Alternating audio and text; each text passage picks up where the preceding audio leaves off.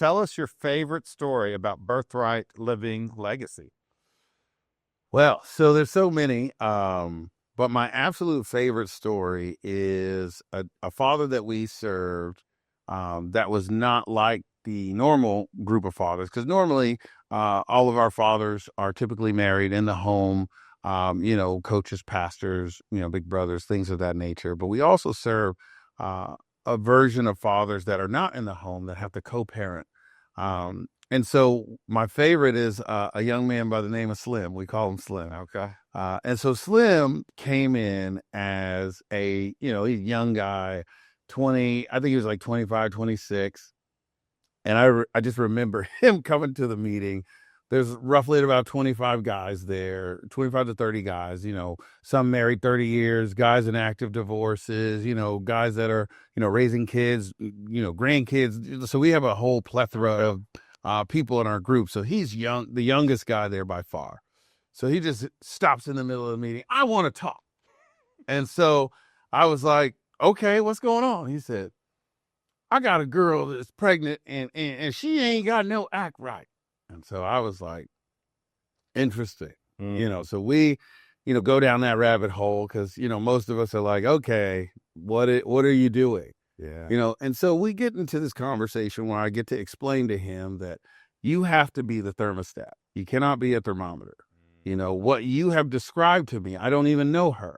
But what you have described to me is that there's a young lady on the other end of this baby that already has a child from another man that discarded her, and you're not willing to marry her. So now she has that trust, that anxiety, that, instability in her life that she's trying to overcome. And then you come in with your ideas of you're going to listen to everything I say, which is going to cause a problem. So I started telling them step by step what it's going to look like in the, coming future. Of course, as all young people, they never listen. He comes back almost a year later, and he's devastated at this time. I can't see my kid. She's just the devil. What is happening? And I said, I could have swore when you sat right here, and we told you that this was going to happen. Yeah. And so, lo and behold, he was still mad, didn't want to hear. But then he calls me. I was on the way back from the Capitol. And he calls me and he's flipping out and he was like, I'm not paying child support anymore because she won't let me see my kid. I said, I told you, child support has absolutely nothing to do with visitation. I said, but however, I can guarantee you one thing. If you stop paying child support, you definitely will see your kid. Yeah. So he's like, that's not fair. And I was like, well, if there's a place you take your pig to win an award. And so we go through that. I talked to him the whole hour and a half. So then he starts to finally actively get involved with the group, coming more, learning more, trying to figure out how the communication, the positive, bouncing off other dads, the whole thing that it's designed to do. And we did a park crawl, which is where we go around to different parks. We don't do different parks in a day. We're not that big yet. Yeah. But we just do like one park here, then the next we move around with intentional time for dads to deepen their roots with their kids. And moms are welcome and all the family. But we did a park crawl. He was there with his co-parent and the child. And they were able to be at the park, be involved. And they've been involved in almost every event that we've done since together. Not as a couple, but as a co-parent. Oh, yeah. And so because we had to explain to him that every time you enter into her, you're going to start this process over. You have to have a clear line of distinction that if that is not where you're trying to go, then you need to leave that part alone. Yeah. And so he's one of my favorite stories because the outright defiance of it all, and then having to see it come into fruition. Yeah. And then I have another, dad, he's actually about to come on staff. As our first staffer. Okay. He's an engineer at a very prominent place, but he came as a dad that married to his wife and two kids at the time, and he just it was cool, but he was just like, I want to be involved, but I don't understand what I'm supposed to do. So 3 years later, he comes back, and he's just like, I need this. Yeah. I didn't realize how much I actually need this. Yeah. And he's like, how can I do more? And I was like, well, it depends, time, treasure, and talent. Yeah. But what is it that you're actually trying to get out of it? And so in that process, we were able to discover that he wants to be a family attorney. I said, well, hey, there's nothing that you'll be able to learn more than being involved here. You'll get to see both sides, what it looks like to nurture and take care of a family, but also what it looks like to make mistakes and have those mistakes be brought up in court. And then you have to, fight for those. But then he was just like, I'm going to quit my job as an engineer, which I studied to go to school for, graduated OSU, got all of the debt that comes with that, Oh, man. just to be able to come to work in a nonprofit. Wow. To see how he can impact, all while trying to get his LSAT and everything underway. And he's going to be an attorney at some point, hopefully on staff attorney. Yeah. To be able to help dads, just be able to navigate that system. Yeah. So yeah, like I said, there's hundreds of stories, but those are two of my favorite stories that I like to share.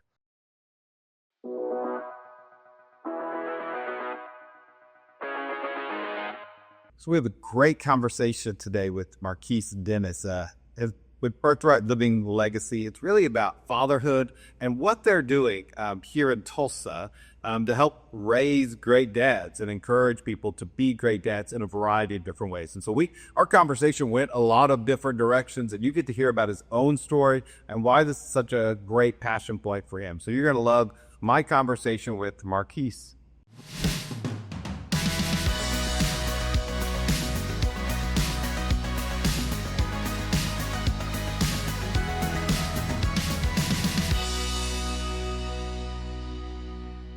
Well, any story that begins with Slim, I think is a good story, like that's a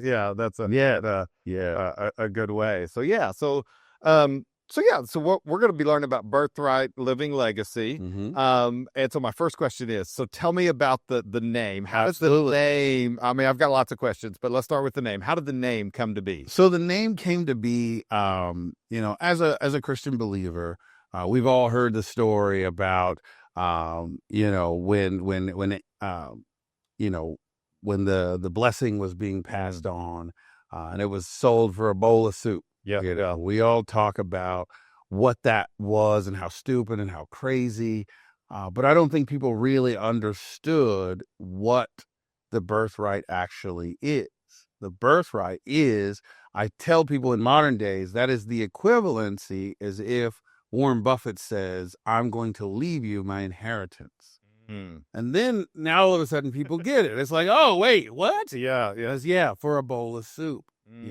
He gave that up. Yeah. And his brother tricked him out of it. I mean, it wasn't like he, freely, he knew what he was doing. There was an intentionality behind it. And you just see that still today with people and families where they're trying to trick people out of their wills, kind of thing. But the birthright was essentially the inheritance of whatever established relationships that were formed. Okay. So one of the things that is important is, like, in the olden days, I love that the Black Panther does this in the movie. They always refer to you, instead of just Aaron, it's Aaron, father of. Oh, yeah. That is the birthright. Okay. Yeah. So what that is it's saying this person has this level of stature because of the work that was done before this person comes along. Yeah. So in essence, birthright is inheriting all that is to give. So I named my son Marquess Dennis Jr. Because if you and I never talk again ever, and you meet my son 20 years from now, and he says, "Hey, I'm Marquess Dennis," you will say, "Oh, whatever it is that I have passed on, good or bad, yep, he will receive whatever that may be." Yeah. That may be, a high five. It may be, "Oh man, I know your dad, and here's a free lemonade because I'm, volunteering at this thing." So it's just being able to make sure that you're intentional, that you're passing something. Okay. Then the living legacy is to say you don't have to be dead in order for that legacy to be focused on. So what are you doing now to prepare those children, to prepare your family history for what is to come? And so we believe that village is every child deserves 4 grandparents, 2 parents, brothers, sisters, uncles, cousins, and neighbors. Okay. Okay. We define community as small businesses, churches, and school districts. When the two come together, that's where sustainable life comes from. Okay. Right? So if you start to create living legacies and understand the impact at your dinner table, it becomes easier to operate in a school, becomes easier to operate as a small business. And then the churches, regardless of your belief, the reason why churches is so important is because before nonprofits became a thing, that's what the job of a local church was, is to be able to stand in the gaps of all those different needs. Okay. Whether it be food pantry, hospital, blood donations, all those things were churches that just volunteered their time to do those things. They're now multi-billion-dollar things, which, we'll get on that another day. But that's what the essential point is to help people remember what is the purpose of what we're doing. As a father, your living legacy is those people that you have spawned into existence. Once you get into community, my children are going to naturally be more drawn to a neighbor than they are me, because I am the one that makes the rules. Yeah. But if we have shared values, well, if they come to you, they're going to just learn. But now we can co-parent well, because I will be able to pour into your children. You'll be able to pour into mine. And then when we go to the school districts, now we can help we can assist in the learning of our young people, as opposed to what's happening now. They say, here's my child, you raise them for me. Yeah. Well, I'll say I've got so many thoughts, because I've got two boys. Micah's a 9th grader, about to be a 10th grader, I guess. Micah too. Okay, and then a 7th grader named Kason.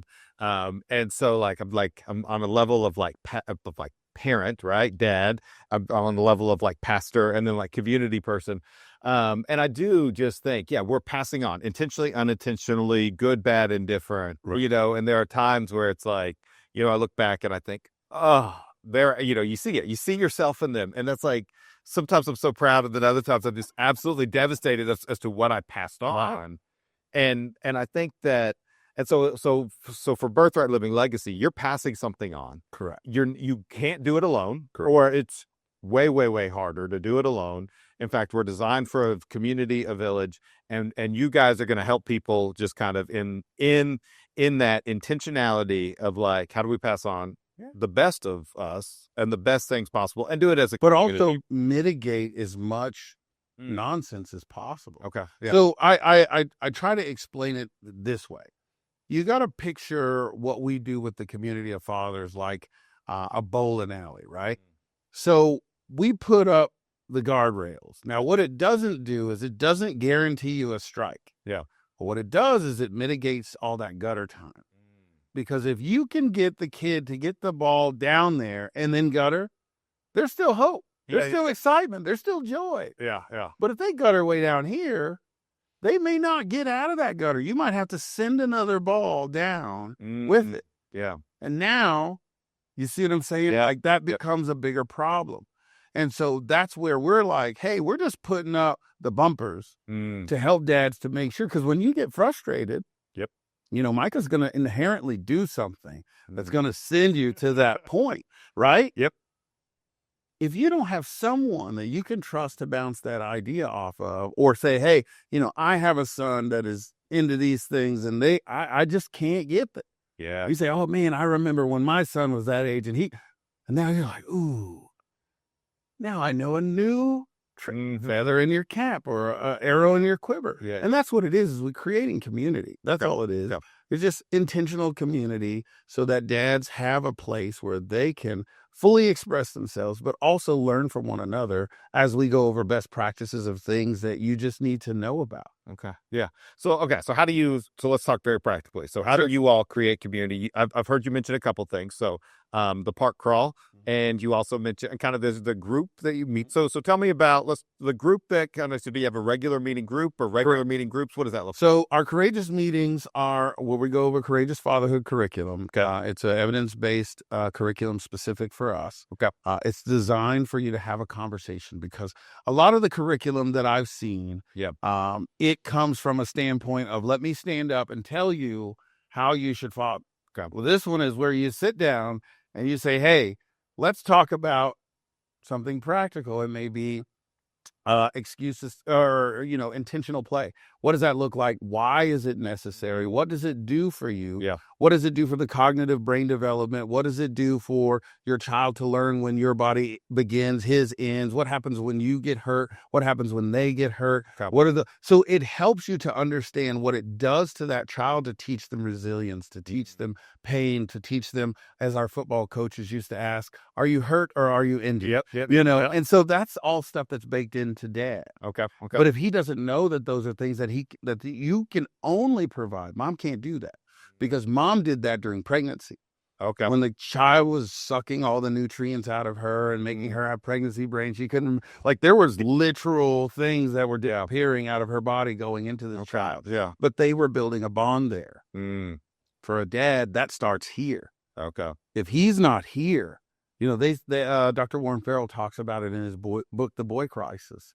There's a intentional portion of your brain that doesn't even open until you take care of a child that belongs to you that can't take care of themselves. I had not heard that. So this is why you find the guy that was a rebel and crazy out there and has a daughter and then sells his Corvette and his motorcycles, and now he wants to be minivan guy. It's where did this guy come from? It's like, that guy couldn't start until he got here. Wow. And so a lot of times women are like, no, I got it. You can't. But I'm like, if you want him to grow up, here you go. Yeah. Because once he gets here, That opens up. and God designed it that way on purpose, because outside of that, as a man, there's different responsibilities that you have as a single man. You cannot be thinking about these things if you're planning on building infrastructure, adding to life, all those kinds of things, war, things like that. You can't do that the same as a married father than you could if you're just a single wild man out there getting it done. And so that's how it's all designed. That's why he says it's a time for all those things. So programmatically, we have the park crawls. Like I said, we just go, so we will be at Whiteside Park on the 31st of this month. Okay. Which is March 31st. We'll be there. We have our Courageous biweekly fatherhood meetings. So we do those every second and fourth Thursday. And that's where we all meet at our office on 41st and Harvard, in the Impact Building. And that's where we just bring the dads together. Like I said, we go over the curriculum, and then we talk about those practical things in fatherhood until 8 o'clock. So we go from 6:30 to 8. 8 o'clock on, and I say on because we're there till 3, 4 in the morning a lot of the times. We're talking about what is specifically going on in your family about you in fatherhood. So that way, we're not just coming from this pulpit pedestal style of teaching. Yeah. It's, hey, let's discuss. But then, a lot of guys have young children. So we do this to make you be a better dad, not take you away from it. Yeah. But if you actually have a problem or something you need to get off your chest and discuss, thanks to Slim, we realized that this is an actual thing that we needed to incorporate. So from 8 o'clock until whenever, my wife gives me that one day to say, you have freedom to be gone as long as you need to. And so that's what we do. And so we stay till 1:30 on Thursday. So most of the guys left, and it was 5 of us that stayed until 2:30 in the morning. And so I made it home by 3, and, but I get up at 7, take my kid to school. It doesn't give me I don't get to abdicate my responsibility because that happens. But to show fathers I'm dedicated, hey, to this process, understand that you're taking away from my family. You're taking away from my tomorrow by doing this today. So if you're going to be here, we're going to have real conversation. Yeah. And a lot of the times, those are the things that they're missing. We also have our Fatherhood Love Lottery sweepstakes. That is where we intentionally are able to give back to fathers. That's an actual event coming up June 13th this year. Okay. And it was spurred on by the fact that most dads, when you ask them, what do you want for Father's Day? They're going to say, oh, I'm fine. Just give me breakfast in bed, or, because in most dads' minds, they're thinking, this is money that I'm taking out of the household for you to give to me when I got to work double hard for just leave me alone for a minute. Let me go fishing, or let me, stress relieve or whatever. But we say, no, you deserve to be pampered just as much. I mean, people will get loans for Mother's Day and break the bank. Why are we not doing this in fatherhood? Yeah. Why are we not saying that both parents are intrinsically valuable to a child? Why are we not celebrating them both? And so that's what we do. Is so we have a celebration. The year before, we gave $17,000 worth of gifts and prizes to 5 dads that won, and they all got the same gifts, the same prizes. Wow. I mean, we had to call them and tell them, hey, you need to bring a truck if you can. There's a lot. I mean, because we go to the community and we just bring in gifts. People donate money, but we've had partners like City Serve, J. David Jewelry. We're going to go for Barbie cookies this year. Like, there's just a ton of partners that come alongside, George Kaiser Family Foundation. Like, they are just like, hey, we see the gap. We see the need. Yeah. But nobody's going to fill that because they think, oh, dads will figure it out. They need to get. But we're 3 generations where fathers were pushed out of homes because we've been lied to and believed that somehow promiscuity in women frees them, and somehow, crapping on men is better. And it's like, hey, how about we agree as a society that abuse is wrong no matter who does it? Yeah. And so those are the kinds of things that we're focusing on. And then our last is our Super Dad program. And so what that is we have a Parent Leadership Academy. And this is for guys that are like, hey, you know what? I would love to mentor and be in relationship with another dad. Okay.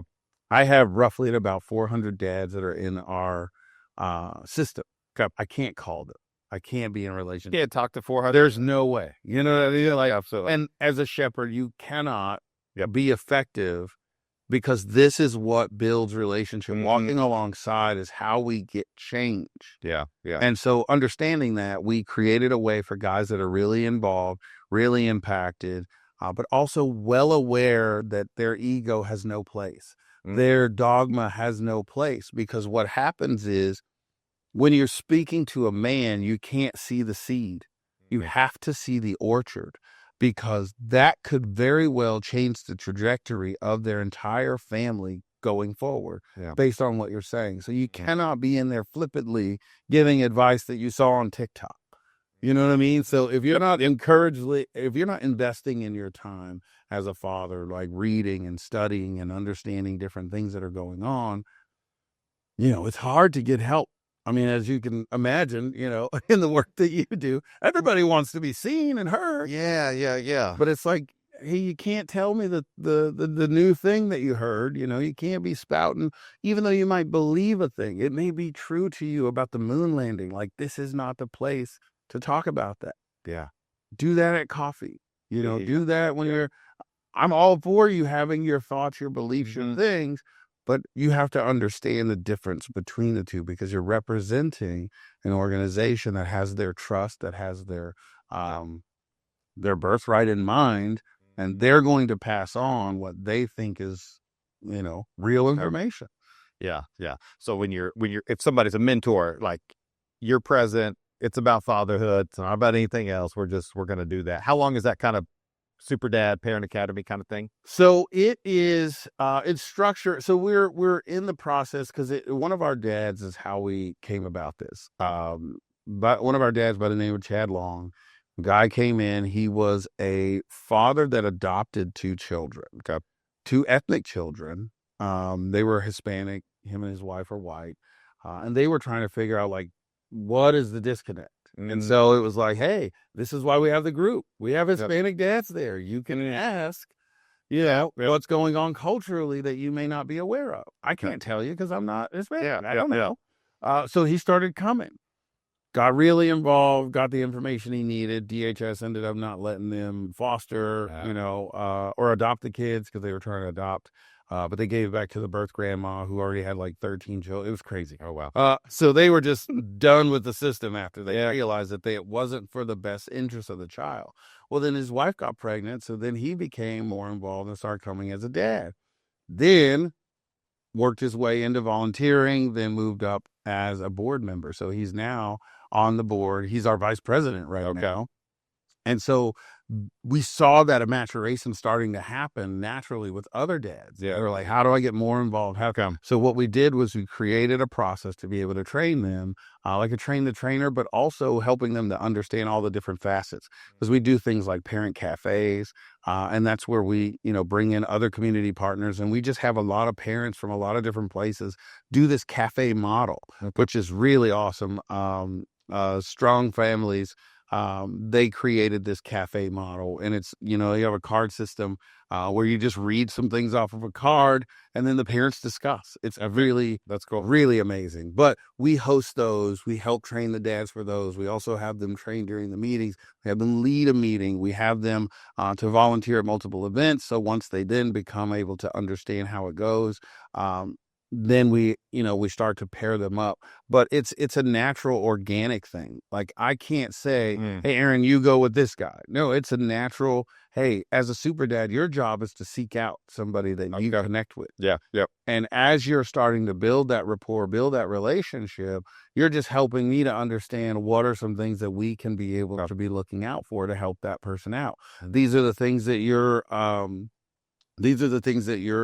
of empowered to do on our behalf. Okay. These are the things you need to come and talk to me before you make any promises or say. And it's just, like I said, it's what a community and civilization should be anyway, how you should treat a neighbor anyway. But those things have been lost over time. Yeah. Yeah. All right. I'm going to say practical, and then I have, again, lots of things. But so it sounds like that kind of that is it Tuesday or Thursday? Second and fourth Thursday. Second and fourth Thursday. We do it on at a school called Educare, Tulsa Educare, on Wednesdays once a month. So we go to remote locations sometimes and set up and do meetings as well. And so that seems like kind of your core rhythm of, like, in my world, like church worship on Sunday, like second and fourth Thursdays. Absolutely. Like, okay, this is what we're doing. Somebody's leading that, and people come. Sometimes they're coming because they've like, I think about it as a dad, like, I remember potty training our oldest was a nightmare. And like, there would have been a time when I've been like, I just need to go somewhere and I need to tell somebody that this is terrible. I need somebody to tell me it's okay. And I need somebody to say, calm down, don't take it personal, or, hey, have you tried this? Have you tried it? Yes. And so that was, that there's something burning. I don't know what to do with my, kids who are Hispanic. I mean, like, what does this world look like? So that seems like kind of that core thing. And some people kind of filter in and filter out, I would imagine. Oh, yeah. That like, oh, I'm going to try it. And then like, it ain't for me. And then Slim comes back, right? Oh, yeah. That was one thing that, like, for me, I was reading something here recently that talks about, like, change begins with contemplation, that made just a ton of sense to me, because it's like, we don't like to change, but like, there's always things in my mind that are like churning, just a little bit of churning. And so it's like, okay, now, okay, I believe that to be true, but I'm not going to do anything about it. Now I believe it to be true, and I might be willing to try something. Okay, I believe it to be true, and now I'm going to do it. So take me to those. It takes 10 touch points for a man to start to trust you. 10 touch points. 10 touch points. And so those kind of Thursday gatherings, those are those touch points. But it takes 10 interactions before they come to the first one. So that would be like you're going to meet somebody I might meet them at church, or I might meet them at a park crawl. Their wife might have known me or seen me at an event. Like, right after this, I have an event that we'll be going and doing a parent resource table, where we set up a table, hand out a flyer. They see me. Oh, yeah, you're that guy that knows the thing. Oh, yeah, my friend told me. And unless I see you, so like right now, we're loosely associated, right? But say you went to one of your best friend's house and I'm sitting on the couch. Yeah. Now 6 of those visits have come to one, right? Yep. Now those touch points are gone, because it's like, wait a minute. You have instant credit. You have the birthright of this friend that I put so much time and effort into. If he's friends with you, then that must mean okay. And that's how we do it. So it takes 10 touch points for a man to start to trust you. It makes total sense.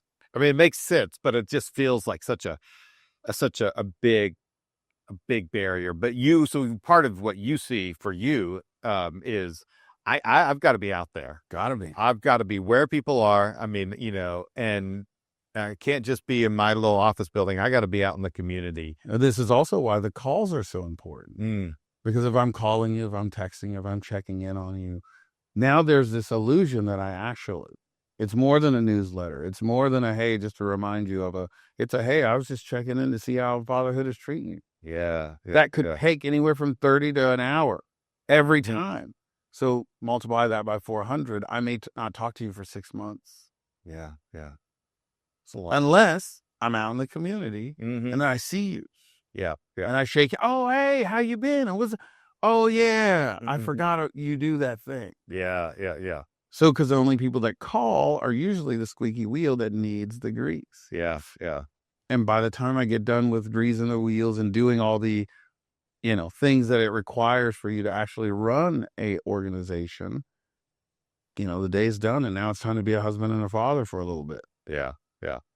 So how did this get, how did you get, I mean, this is probably a little bit, this is your story, I'm sure. So how long has Birthright Living Legacy been an official thing? An official thing, it's been since April 26th of 2000. So we just celebrated our 5th year anniversary last month. Okay. Unofficially since 2011. Okay. Okay. So take me back to 2000. Well, so just tell me, how did you get going? How did this, where did this come from? So this came from me being a young man that had children outside of wedlock, 3 different women. I'm a recovering drug dealer. I say recovering because, it's weird to go back to normal money after what seems to be easy money, but it's not even close. But it was a situation to where I was a young man that had, my 3rd child by the 3rd different woman. And I remember he was 3 and I was holding him. He's 15 now. I was holding him and I said, man, wouldn't it be great if I could be a dad all the time and not just when she's not mad at me or not dating someone, and then I hear this voice. Nobody ever told me the voice of God sounds a lot like me. So at the time I didn't know. I mean, to be frank, I was, smoking some marijuana at the time and I just thought I was tripping. Yeah. So I hear this voice that says, okay, well, what would that take?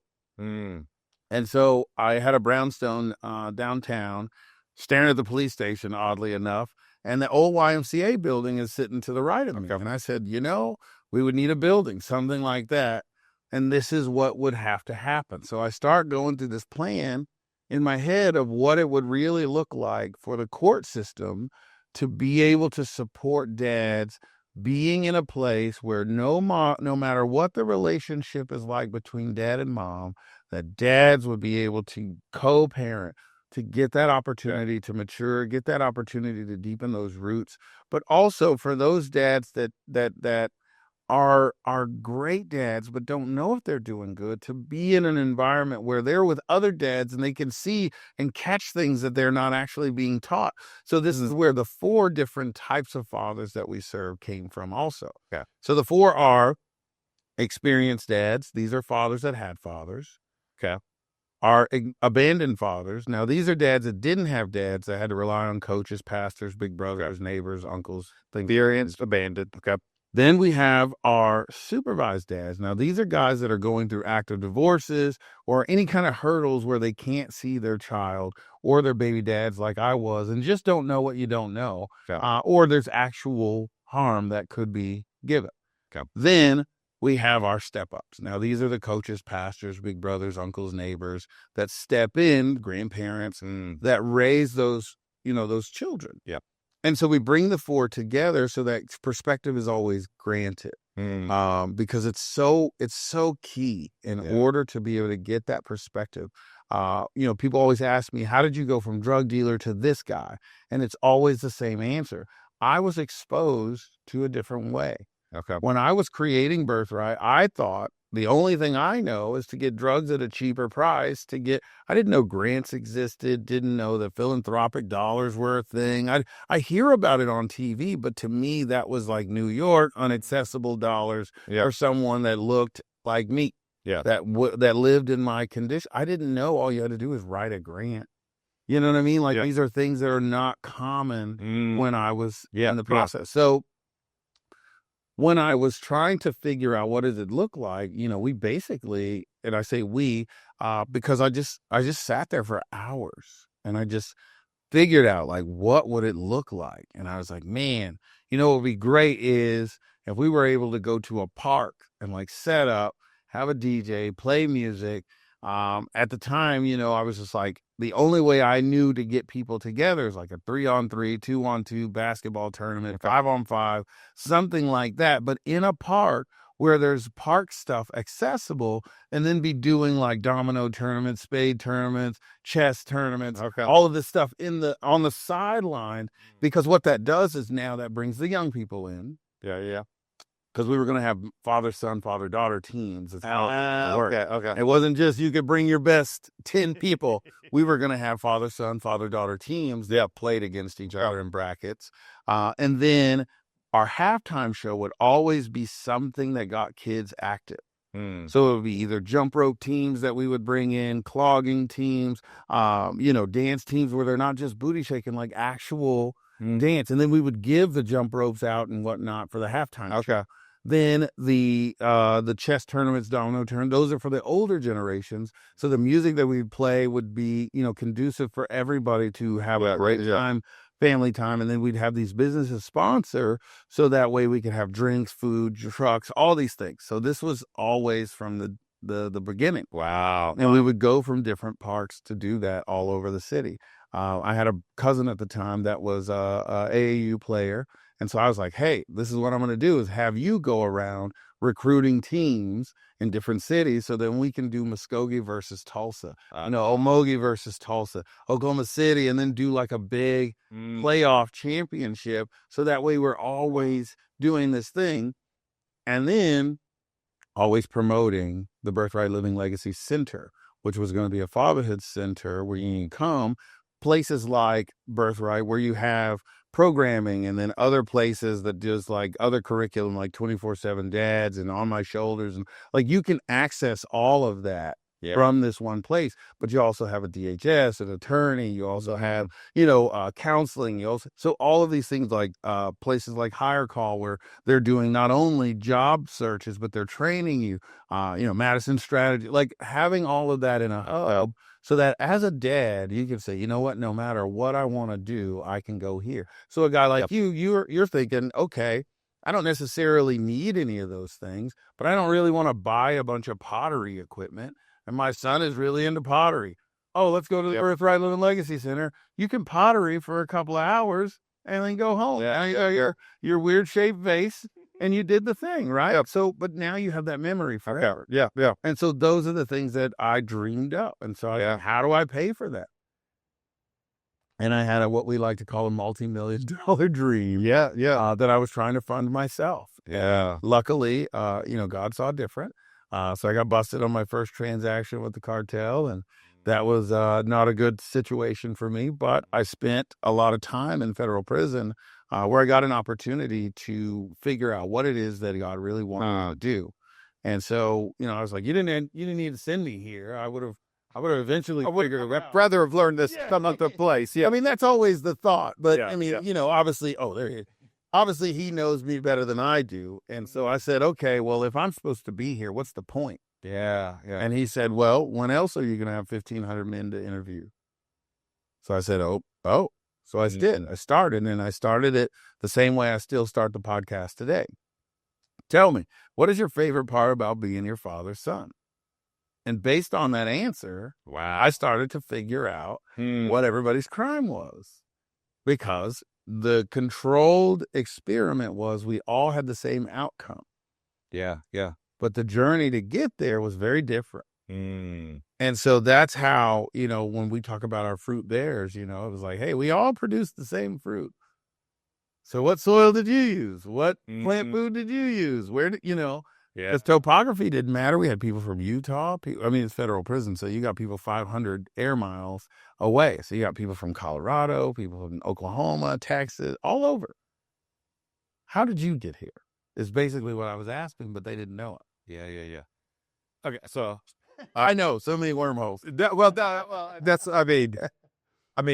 I right now at the church we're doing a sermon series, and by the time this is aired, the sermon series will be over, so people have to watch it. But talking about kind of like the Exodus story, and there's this journey through, right, and like this wilderness season, and the wilderness season is a great time for growth, but it's often like not what we want. It's never what we want. Never what we want. We just want to go. We want to leave Egypt to get to the promised land, right? You wanted to leave this life. $multi-million, have the center, which I'm guessing is still part of your dream. We'll talk to that, and we'll talk about that in a little bit. But yet you ended up in this crazily ideal, painful place Yeah. to be able to let those seeds be rooted of faith. And yet, I mean, I just like your persistence to be able to, I have this population to interview. The question that you asked is, what is the best part of being your Father, son. which has me thinking, so let me ask you, what is the best part of being your father's son? What's your answer to your own So question? my answer was just being able to know that I wasn't as crazy as I thought I was. See, I didn't have a relationship with my dad growing up. Okay. So when I finally met him, mannerisms, ways that I acted, things that I thought and believed and felt, all of it started to make sense. And I said to my dad when I, got 21, and I said, do you have any nights of crying and nights of suicide attempts you could have saved me had you would have just been around? What do you say?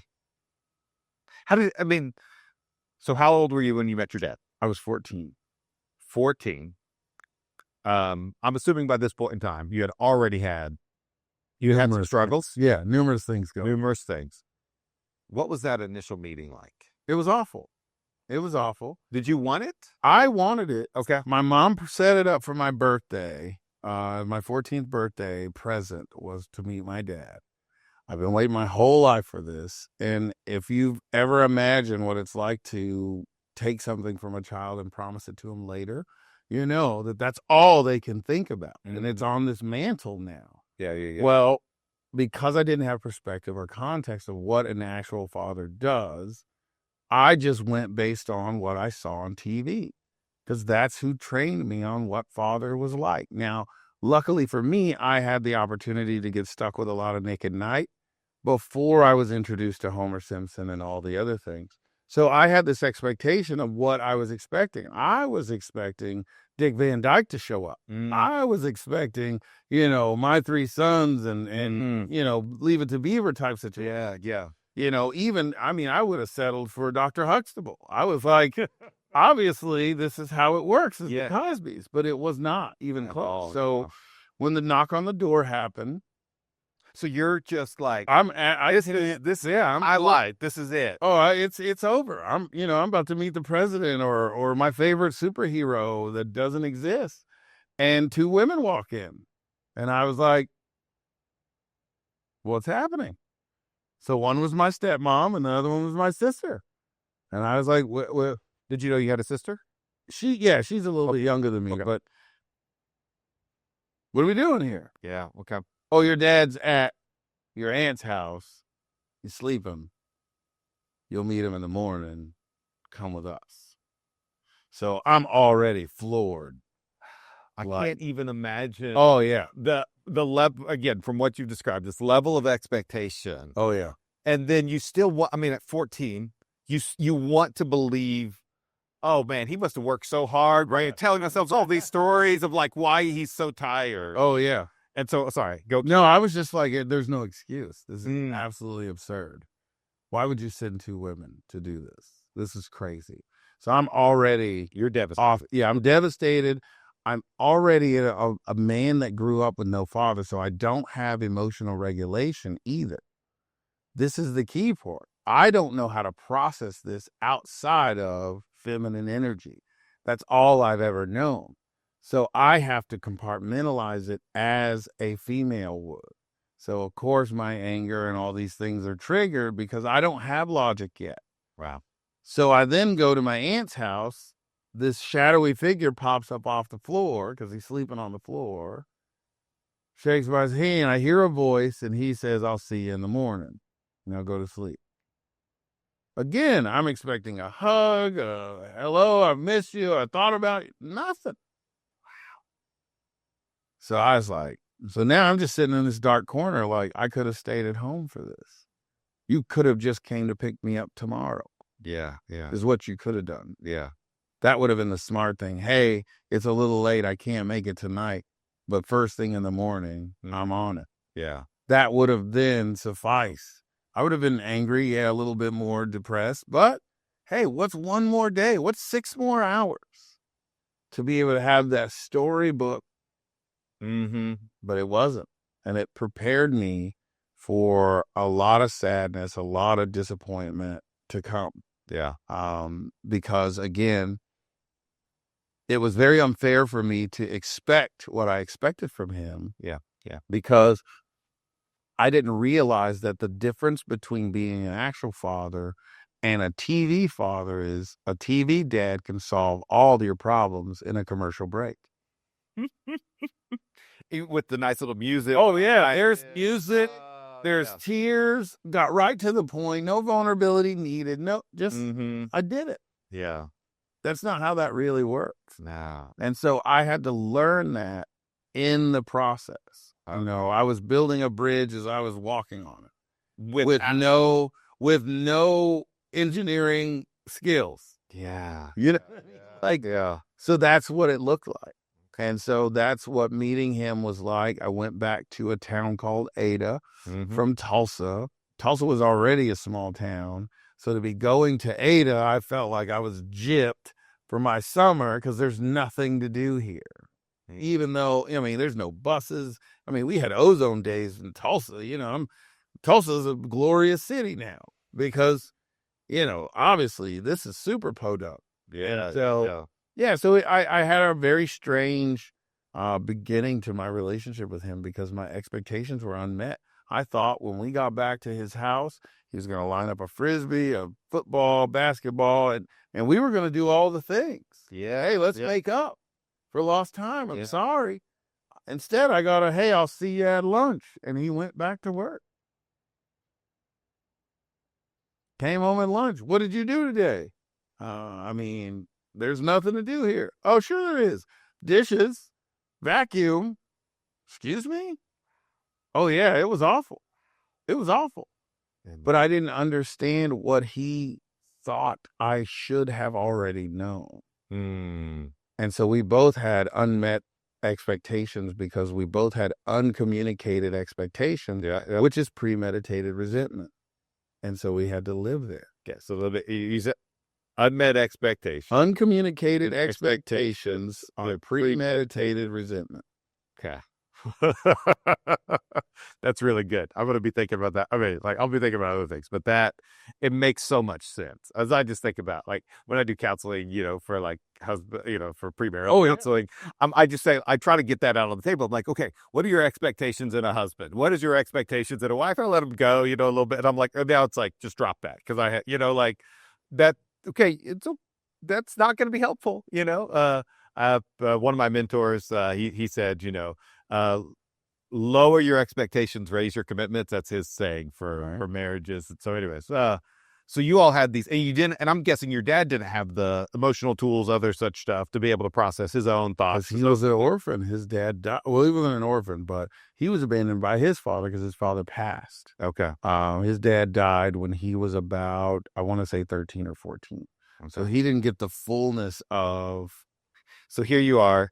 He doesn't get to be a dad in the part he knows what a dad might do. Right. Right. And then you come in 14 years old and he has no idea what to do because he didn't have a dad. Right. And I mean, again, I'm putting myself in his place, but I think one of my theories on like being a husband and being a father is I know how to be successful at my job. Correct. I know how to be a pastor. I know how to preach sermons. I know how to do this kind of stuff. Being a husband, whoo, boy, I don't, you know, like, I don't know. And it changes. Oh, yeah. Right. What is it's like, wait, I did this and it worked last time. Yeah. It didn't work this time. Same thing with being a dad. Right. Was like, I don't know what to do. And so I think failure as a husband or a father is one of our biggest fears. Oh, yeah. And it drives so much of it. And so it's like, I want to go back to being where I can be successful. And so we abandon our place, and emotionally we don't know how to be successful. I mean, I'm getting better. It took me a long time. But you know, like I'm going to abandon those things because I want to feel like I'm a success. And so being in the emotional lives of these humans, that's hard and stressful. Let me go back to where I can be successful. And so for your dad, I would imagine this is terrifying. Yeah. I don't have the words or emotions to say it's terrifying. Yeah. Cause his daughter, my sister, was 2 years younger than me. So he had raised successfully a daughter, or at least he thought. And then now all of a sudden he's got a 2-year-old son where all the rules change. Yeah. Because everything's different. And he's instantaneously having to, turn into this alpha dog because he's got me but I have all feminine energy trying to combat him in this way. Yeah. And he's trying to masculine me. And it just turned into this weird, we ended up getting into a fist fight over a while. It wasn't the first time, but it was pretty awful. But it was necessary. It was one of those things like I had to understand that I never explained to him what I wanted. And then I had to understand later what he had gone through to get there. I had never been on child support at that time. I had never been alienated from my child at that time. I had never been constantly connected to an ex that I was literally just having a one-night stand or fun with that has decided to have this child to try to hold on to me. I'd not been in those situations yet. Yeah. So to me, all I knew with my understanding was I wasn't good enough for you to stick around. What was wrong with me that you chose this child over me? Oh. Why wouldn't you make the effort to do it? Yeah. Well, now I know that story oh so well. Yeah. And you know what my 24-year-old son, Micah, had to say to me at the gas station when I seen him? Hey, Dad, I'm sorry. I know my mom now, and I get it. Oh, wow. And I said, hey, listen, it's too late for me to try to be your dad. It's too late. I'm trying to help you understand the things that you don't know that you're going to experience because I did, and because my dad did, and because his dad did. Nobody can teach you that. Let me give you an example. Performance anxiety is something that I just figured out that I suffer from. I realize that if my boss doesn't walk past me and shake my hand or pat me on the back or say something positive, I immediately think that there's something wrong and I've done something bad. And I then overwork myself on something that doesn't matter because I'm trying to earn approval for something he's not even paying attention to. Wow. That comes from imposter syndrome, overtime unmet and undealt with. This is what happens to me. He cried right there. He said, how did you know? I'm telling you, son. Yeah. There are things that are going on in your life. Zach can be your dad. He's your stepdad. I support him. He supports me. We support each other. But there's DNA that you're never going to ask anyone. And they know what you're talking about. Yeah. They can give you an opinion, but they're not going to be able to tell. I said, you know how many times I have to call my dad and say, hey, why do I do this? And he'll say, oh, well, let me tell you. And he'll go right in. Yeah. Think about all the kids, all the people that don't have that number. Yeah. Well, and I listened. So one of the little bit of research I did, the Governor Stitt talking at the thing, it was on your all's this state of the state. Yes, state, and he said 1 in 4 kids in Oklahoma don't have a dad in the home. Is that the right stat?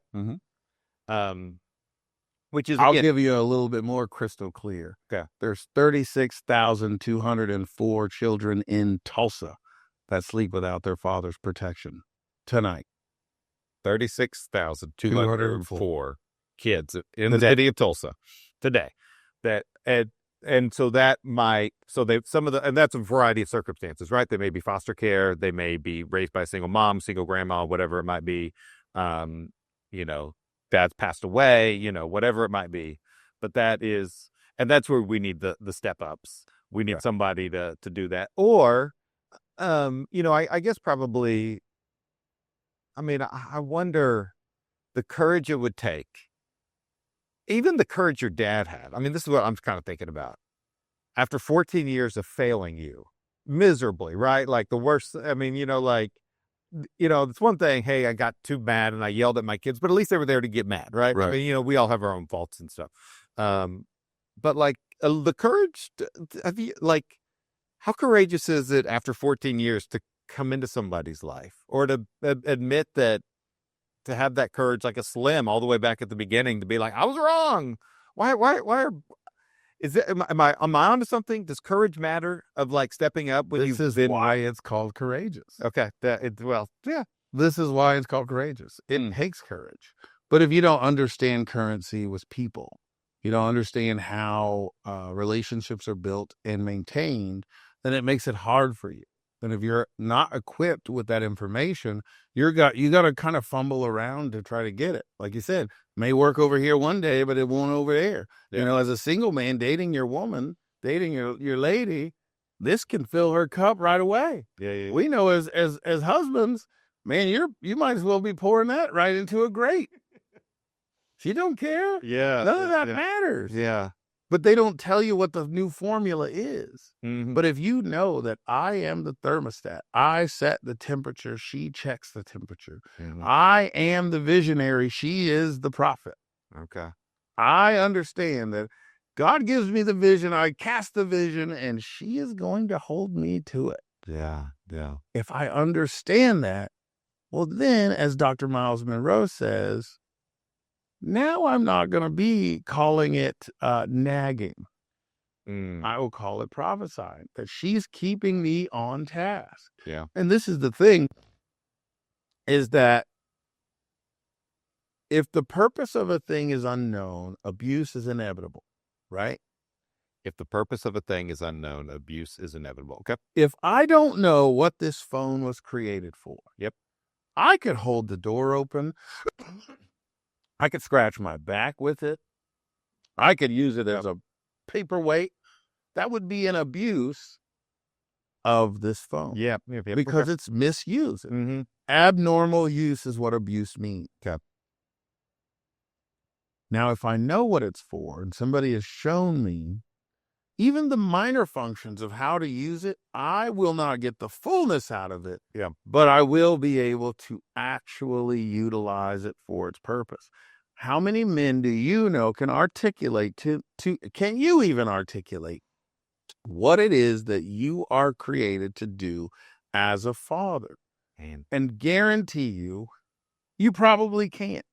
Not because you're ignorant or you're stupid or any of it's because they do not represent that information widely. Mm-hmm. I could tell you right now, if I asked you, what does a mother do? You could rattle off hundreds of thousands of things. Yeah. Because that is what is perpetuated. That is what is taught. That is what is shown. That is what is told to you, is how much a mother's touch, her nurturing, her care, what all that does. Yeah. But you know what that does do also? It secretly tells you how unvaluable you are. Okay. When that information is not followed with, now this is what the father does. Okay. It then makes you an accessory. She's the phone, you're the phone case. And that is not. She is the phone mechanism. You are the microchips inside. Okay. Fathers give life. Mothers bring life to term. See, when people try to figure out like what the deal is and how so important it is, you are the seed. Don't believe me? Look at a sperm. If you see a sperm with his little tail and he's wagging, right? Flip that head just like this, and what does it become? A brain and a spine. You are the very makeup of that child. Fathers have the XY. They determine the sex of the child. Yeah. Moms get really mad when I say this, but I tell them, I say, listen, I am the chef. You are the oven. I made the thing.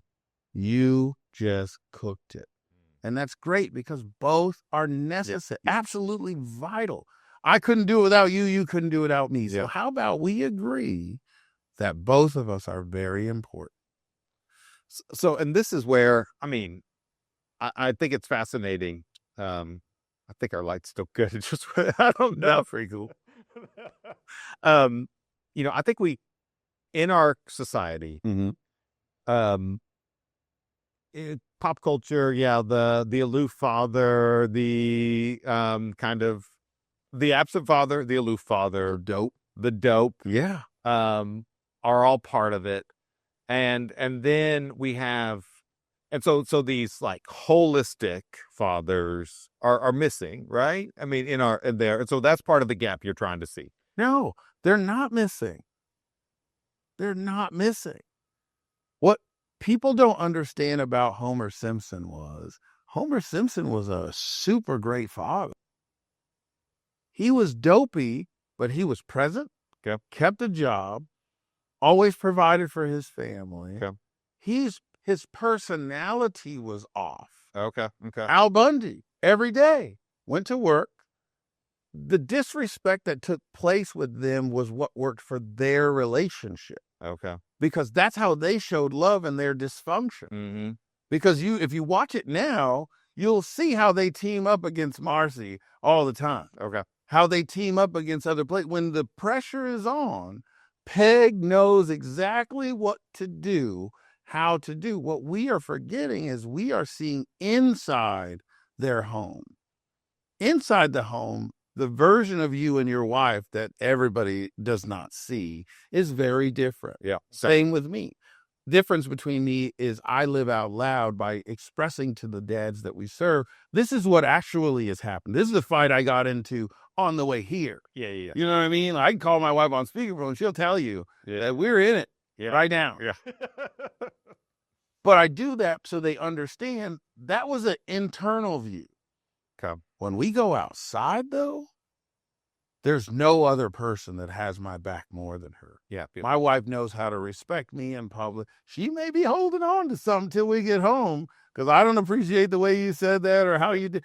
But out there, she won't be correcting me. She won't be overstepping me, and I won't do it to her. Okay. We will respect each other. That's not being fake. That's being respectful. Mm-hmm. We discuss and understand plans just like you would in a war. You don't go out on CNN and say, well, this is where we're thinking about going. No, you do that in the war room, where it's very secure, very safe. No one has the entrance unless they have clearance, right? Yep. Your kids have clearance. They get to see a level, but they don't get to see the inner chambers. Yeah. And that's how this whole thing works. Okay. Is Homer Simpson and Al Bundy were introduced in the same year, 1991. Okay. That changed the perspective forever for who fathers were. Because before that, you had the Jeffersons, you had the Cosbys, you had All in the Family, you had, like I said, Dovey Gillis, you had Leave It to Beaver, My Three Sons. Any fatherhood family show, dads were strong pillars of the community. They were funny, but they were not to be played with. Okay. Then you had the Barney Fife. And I always juxtapose Tim the Toolman Taylor and Andy Griffith. So when you take Andy Griffith, pillar of the community, great guy, funny, did all the things, right? Barney Fife was the guy that was the silly, run amok. He didn't have his life together. Why? Didn't have a family, didn't have a wife. Single guy. Mm-hmm. But when you fast forward to our generation, you got Tim the Toolman Taylor. Bozo, buffoon, ridiculous, would kill himself, referred to as the fourth child. This is where that came from. Yeah. Who's the guy that has it all together? Who's the guy that's the complete package? The single guy. We switched the narrative to, instead of a family adding the value, now family is what causes you to lose value. Because Al Borland is the prize. He's the single guy. He's the man that keeps Tim from killing himself. He's the guy that's well thought out. He's the one that's well dressed. And this is the narrative that we did not see the shift. Yeah. I mean, I watched Home. I've never thought deeply about home improvement. So this is, but you're pointing out things. So it's like, oh yeah, they're right there. Right there. Yep. Right. Yeah, it was intentional. They introduced that version of a father because none of the woes of the world would be happening now if fathers were still Andy Griffith. You wouldn't have teen pregnancies on such a high rise. You wouldn't have obesity. You wouldn't have drug abuse in the array that it is now. See, now the bumpers have been dropped. Okay. Yeah. And you have unprofessionals out there bowling. There's gutters left and right. Yeah. Now the gutter has become the place to be. Think about the mindset of the young men and the women that are out there today. The more sex you have, the better you are. I talked to an organization and they said, teen, STDs are on the rise. And I said, okay, let me ask you causality. You guys are in more and more places talking about, these things, right? Yep. It's like, yeah. It's like, so when you weren't talking about it, you're telling me it was lower.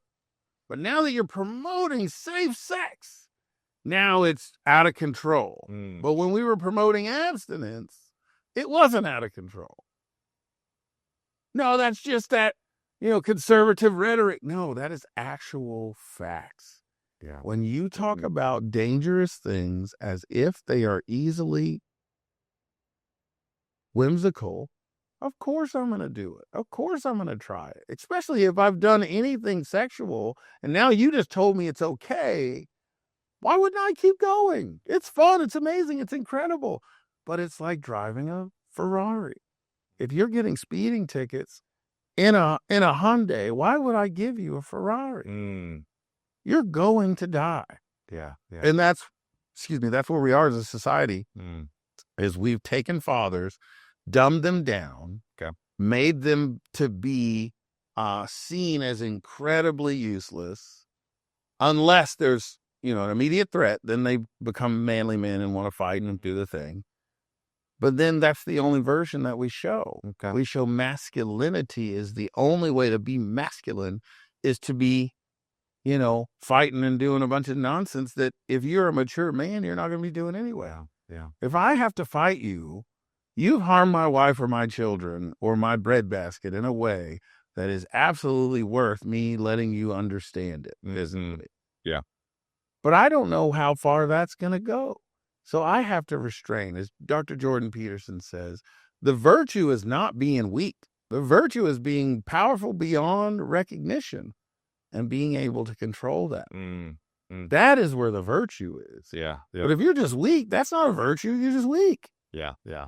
Makes me think of because you just said, blessed are the meek, for they shall inherit the earth. And meek, we often think of weak. Oh, yeah. But it really, though it's power under control. Right. It's this idea of, and that's what I think of just in a very practical way as a dad of like, I see, I have, like when I'm at my best, it's when I'm powerful, but it is not, but I'm under control, and I've let power out of control. Oh, yeah. And I say nobody wins when dad gets angry. You don't win. I don't win. Nobody wins when I get angry, when I let the anger overcome me. It's probably a better way to say it, right? It's okay to be angry. That's one thing I've learned is like, anger's okay. When I let anger overcome me, then that's when I'm out of abnormal use. It's an abnormal use. But when it's like, I think of, like we're at a very practical stage. So, one of the things that, sometimes casual conversations, they do change the way you do things. So I was talking with a guy, he had kids, 5 years older than mine. And, he's like, we just have phones in our room, all electronics in our room every night. That's our family rule, which is just a great family rule, of just electronics in that room. Cause if not, I barely have the self-control to stay off my phone, let alone them, to be able to do that.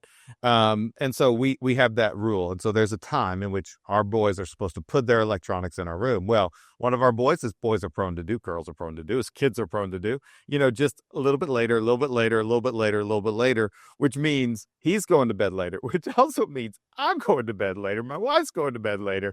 And that means we're, it just sets off this whole train of stuff. And so, so there was finally we're just like, we're going to lay it down. This is the reality of it.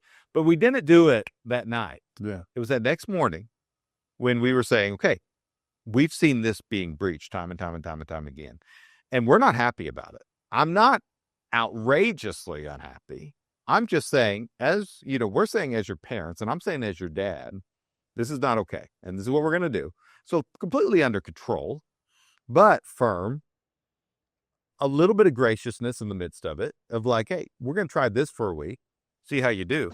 And then we're going to turn into something else, where it's like, consequences, and we've got to be firm on those consequences. Oh, yeah. So, we have another conversation coming.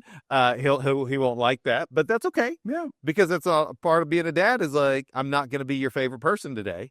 But hopefully I will be your favorite person 5 years from now, 12 years from now. Your wife and kids will. When he gains perspective, that's when it's going to be. But it's you setting those boundaries is what they are able to process as my dad loved me. Mm-hmm. They think freedom is what makes a kid love you, but it doesn't. It actually makes them hate you.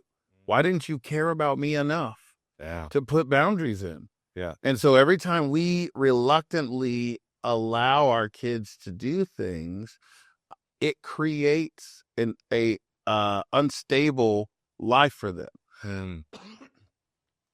When people ask, what builds trust? When you find out that consistency and boundaries are what does that, you're just like, what? There's no way. It's like, oh yeah, if I tell you at 9:00 every day, this is going to happen. After a couple of weeks and you realize at 9:00, this is going to happen. I can set my watch by that. I now trust that is going to happen. Yeah. But when it doesn't, now I don't trust it. That mistrust is earned. Trust is given. Yeah. And so when you are able to set those boundaries, it's not going to be convenient. It's not going to be fun. It's not going to be awesome. It's going to be necessary.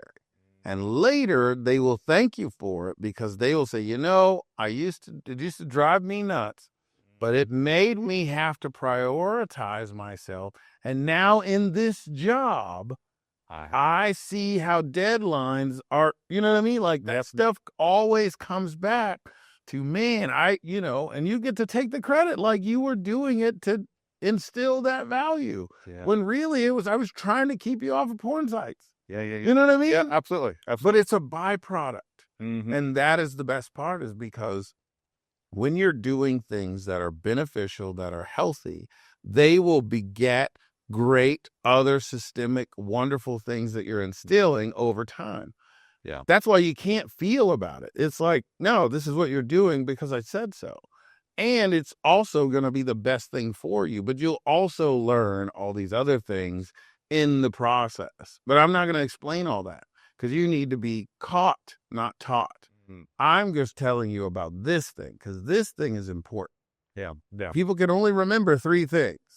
You got to repeat them often. And you know what I mean? You just got to keep flash sale 3 things. Bop, bop, bop, bop, bop, bop, bop. Yeah. But if you show them beyond a shadow of a doubt, then they trust it. And that is, as I just think about, my dad, I caught a lot of stuff. He taught me stuff too. And I had a great dad. So, I was fortunate in that way. But yeah, it's, I think about like Jesus and discipleship, like it was the going alongside sort of stuff. And that's just like, and then, that's what I found is just that going alongside. And then, and I like that idea of building trust. And, you made me think of, because again, I'm filtering everything just like selfishly as a dad, like in our conversation, we have 2 different kids, which, and like the line of consistency, we do this for both of you all. But also but we have to be naturally inconsistent, like that, because you all have different needs and things and different personalities. And that, they'll point out the inconsistency in a heartbeat of like, but Dad, you said, it's like, oh, you don't understand. But also, no, why would I have a rule for you that I'm not going to have for you? I need to be able to communicate. This is why, or just deal with it. Yeah. Or you're right, son. We have this family rule. One of our family things is we support each other in this family. That's what we say. So we go to people's things, Right. So it's like, so they'll bring it back to us. They'll be like, so Dad, you said we support each other, but why doesn't he go to my thing? Ooh. And it's like, okay, that's a great point. This is why this is an exception to our rule based on their life situation or whatever it is. So, but I think that trust, is there. So what are, but a way to mitigate that is we support each other unless, pre-written approval has been done. So now there's a process attached to it. Yeah. So it's not that we're not, no, there was a process that was adhered to. Yeah. And we were able to approve this change. It's going to be just like whenever you're doing vacation, just like when you're doing all those things in life.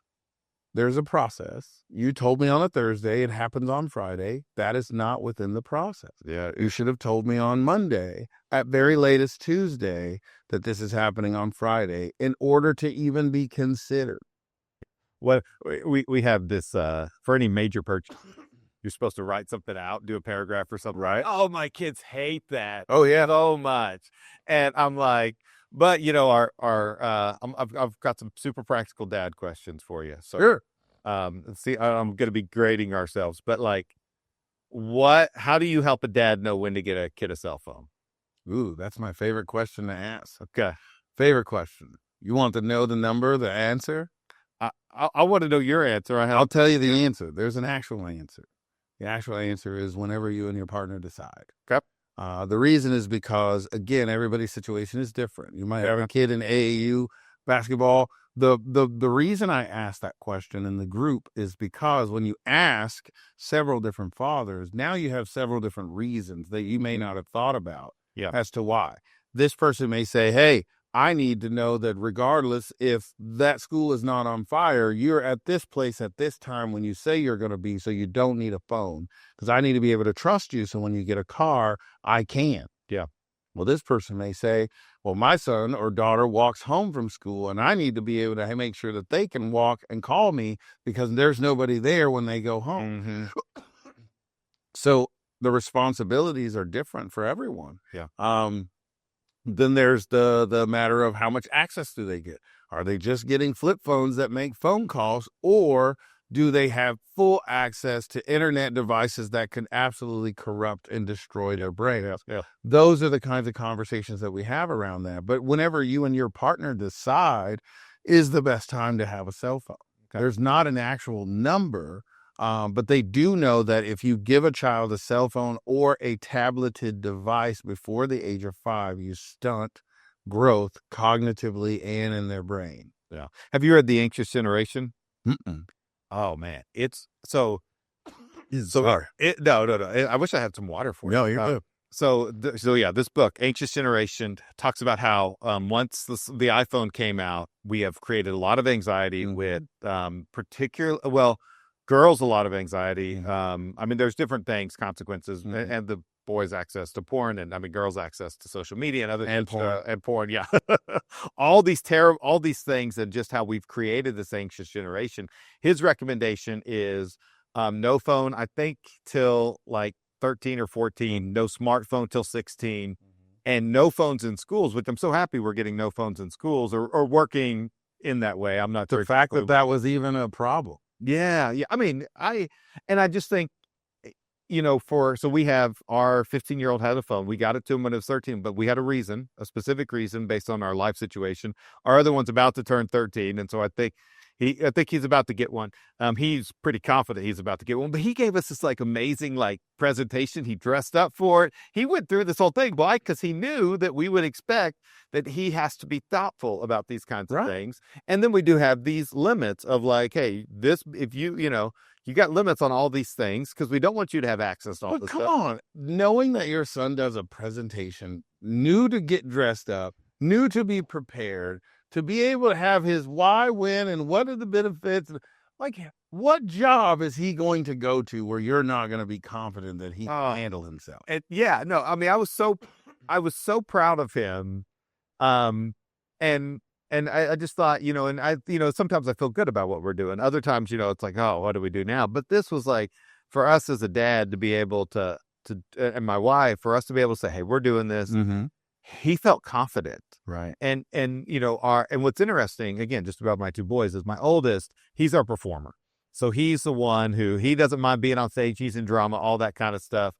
That's great. Now he's our introvert too. So it's either like on the stage or in the room by myself, very few in between. Our other one is more of the group person, but hates to be on stage. But for him to feel like, I know how to give a presentation because I had to do it for my parents. Now I had to do it there. Okay. I took myself on a different trajectory. So what is your favorite piece of advice to give a new dad? Somebody who's just had a baby. What do you like to tell them? The first thing I like to tell them is to understand that you're going to be experiencing things and thoughts that you've never experienced before. There's going to be a portion of your brain that just now got brain and blood flow. So now there are going to be thoughts that come to you that you're not going to understand where they came from and why. So you need to be prepared for that. Okay. That's good. That's good. That's good. I'm going to have to, that's better than my advice, which is I tell new parents, bedtime takes a long time. Bedtime takes a long time for a long time. And that still continues to be true. Okay. What about? I try not to do the bedtime thing because every child is different. And some children will go to sleep right away. had a dad that just had a baby and she went to sleep right away. So that would have then made them not trust your advice. Yeah. Because Yeah. and then they'll find out later that, oh, is it still you still got some time before that. But yeah, they might be like 7:30. You're asleep, and they sleep 12 hours. Yeah. Well, I gotta What know are you talking about? He doesn't Yeah. know. But it's like, you haven't reached teething and all that other stuff yet. Yeah. All right. So how about kind of like elementary age? Mhm. What do you tell people elementary age? Elementary age is to understand ages and stages. Okay. There's a great app that exists called Ages and Stages. And what that does is that tells you what are the things that they should know and that they should be working on at that level, what they should be able to do just by sheer understanding. Like they should be able to hold a fork and a knife. That helps you understand, like, or a fork and a spoon. They shouldn't be feeding themselves, but it's just being able to help to understand. So that way you're not, is my child behind? Is my child advanced? You don't want to be thinking your child is a genius just because they said a couple words off of TV or doing things that are inappropriate. Because sometimes a lot of, kids will be picking up cuss words and parents will laugh and be clapping. It's like, well, what are you actually trying to do? Okay. So this is why we help them with ages and stages. It's just a way for them to privately gauge where their kid is, what they're doing, but then also figure out education. I like Baby Einstein. I love to recommend that. Okay. If you're going to be YouTubing your kid for a minute while you're going to do something, let him watch that. Every morning, my son watches, and he's 3. Okay. And so when I'm taking him to pre-K, he's eating, and we got Baby Einstein on. Okay. The reason is because the cognitive development that happens from that program is through and through proven. We don't give him tablets. The only time he's allowed to play on my phone is if we go to a restaurant. From the time we sit down before food comes, he can play a ball game where he gets to roll this ball on this little course. And he'll say, I want to play watermelon, because you get to pick a watermelon to roll or an eyeball or something. But he can only play that during that time. And sometimes we don't let him. Yeah. So just understanding the ages and stages, because there's a lot of things that are happening in toddler age. Screaming, manipulation to some degree. So there's all these things that if you don't know, and it would take me too long to explain all the things. So helping them to know that there's resources that are ages and stages to help them to know. Okay. And that's an app you can just download for. Just download, and you can also just read it. I mean, they have it. It's a program that exists. But it was just to help parents to know where your kid should be on average. Okay. Yeah. Not for every person to do everything. It's just on average. This is where the typical... it's like when you go to the doctor's office. Are they following with their eyes? Are they able to grab things that they ask as a baby? Toddler has some of those ages and stages. So that would be, I would start the resources at that point to help them to know, hey, there's stuff that exists out here that you may not, you don't want to wait till they're 14 and be like, why didn't nobody tell me? Yeah. Okay. No, that's really helpful. And it is, I mean, I think of, again, like for a pastor in my role. Like I went to college, I got this degree, then I went to seminary, I got this degree. I have all this training and education to be a pastor. Right. And the most important thing I'll do, I think, is be a husband and a father. Correct. And yet my education level for a pastor is here, and my education level for a husband and a father, though the school of hard knocks, right? The school of just doing it, my hours have been greater, but my intentional hours haven't always been greater. Of course. And I think that's part of like that intentionality piece. What I'm hearing you all do is saying, be intentional. Yeah. About who you want to be, that vision, right?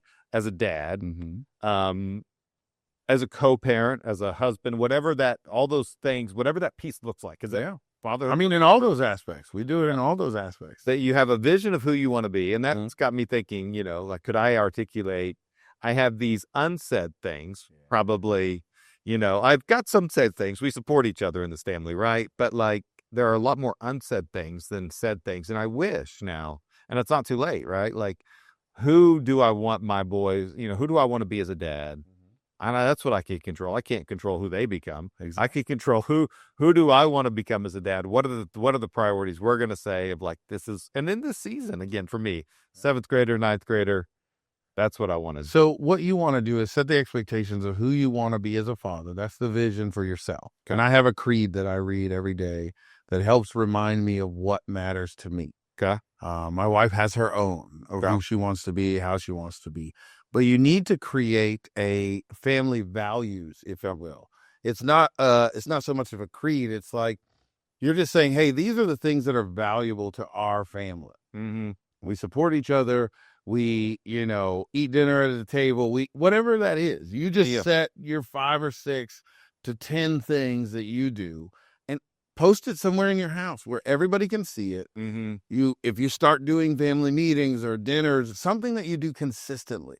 So if you're like, you guys may do Bible study or something like that. Read that before you do your Bible study.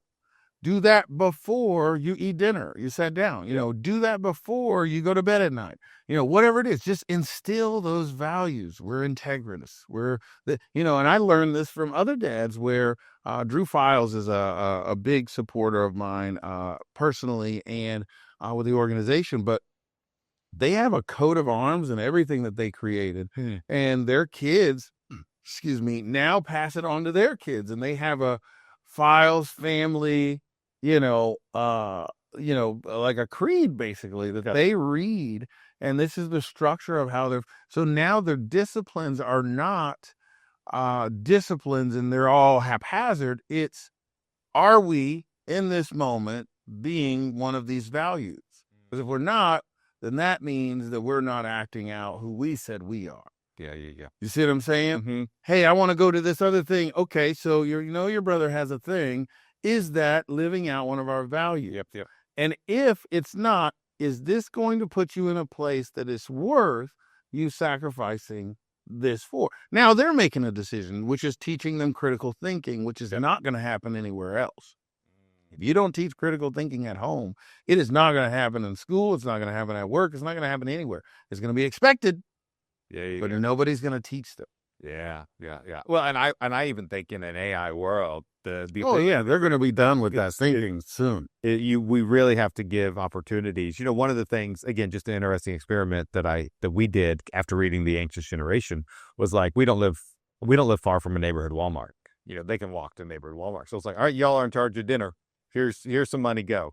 And and it's like, 1, they had to work together. 2, they had to prepare. I mean, we helped them in the kitchen, but so they didn't burn themselves. Right. But it's like, oh wait, okay, how are we gonna come up with a meal that everybody likes?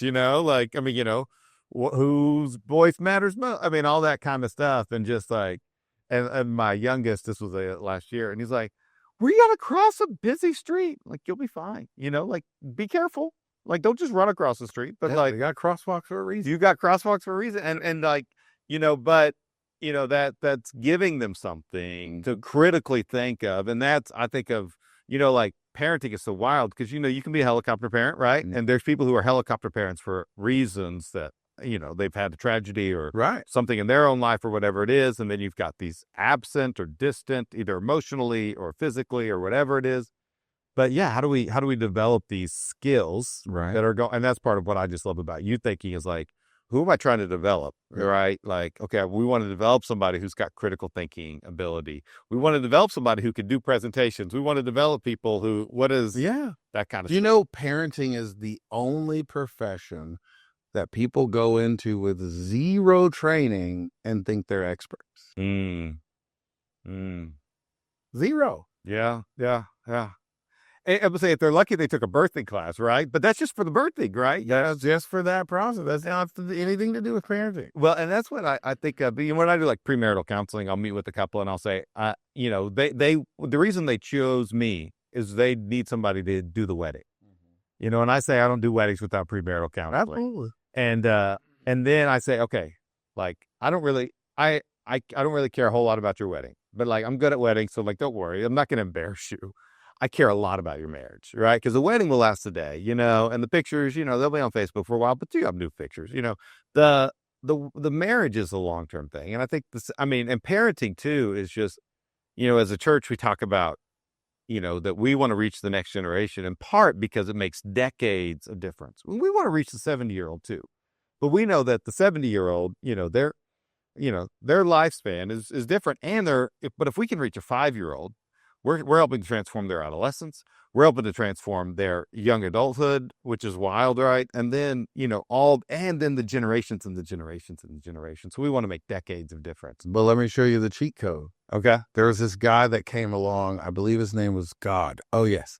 So what he did was he took 70-year-olds and had them help raise those babies. The reason is because it bakes in how to treat your elders.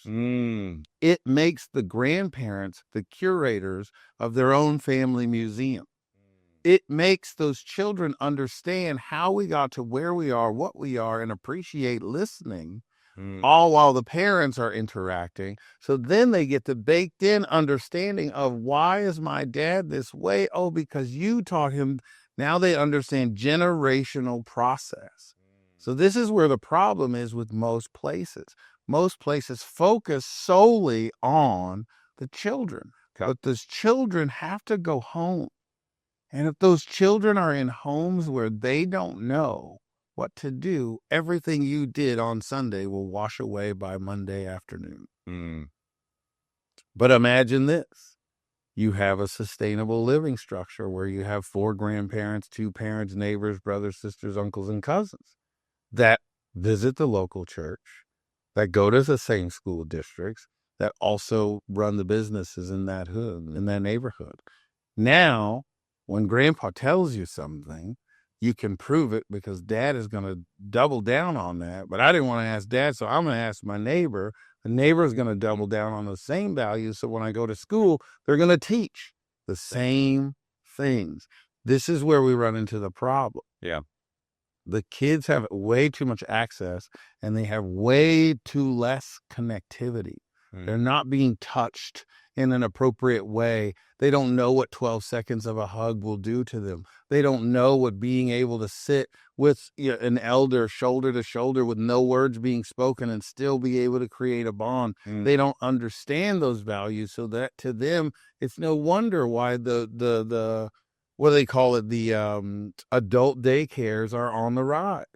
People are trying like heck to get rid of their parents. Instead of doing what you're supposed to do, which is bring them back in the home, take care of them so they can help you take care of the children.